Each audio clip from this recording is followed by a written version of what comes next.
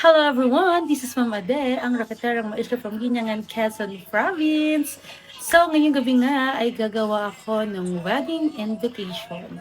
So, meron po akong pa-order na 35 pieces na wedding invitation. Kaya, tara, simulan natin.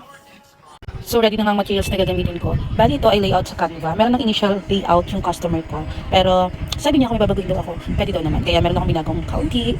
Then, ito naman ay ready-made na. So, tara. So, first step ay nakatarin ng isa. Bali, scented paper nga ang ginamit ko dito. Mabango siya, talagang perfect para sa wedding invitation or birthday invitation. Halos naiiwan sa kamay yung amoy. And finally, natapos na nga ang ating pagkakat. Pwede pa sa kamay.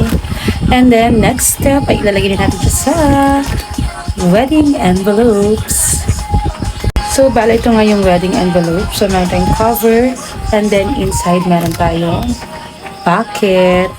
Then, after natin ilagay dyan, meron tayong belt. Medyo matagal-tagal nga rin tong process na to. Sa step na to, inilalagyan ko ng glue yung first page ng invitations. Then, idinidikit ko siya sa cover ng wedding envelope.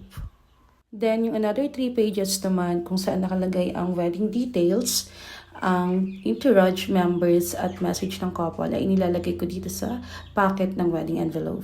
And finally, natapos ko na nga siya before 12 midnight. There is no one in this world who can love me like you do. That is the reason that I wanna spend forever with you.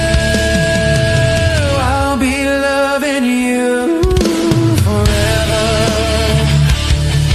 Deep inside my heart you'll leave me never.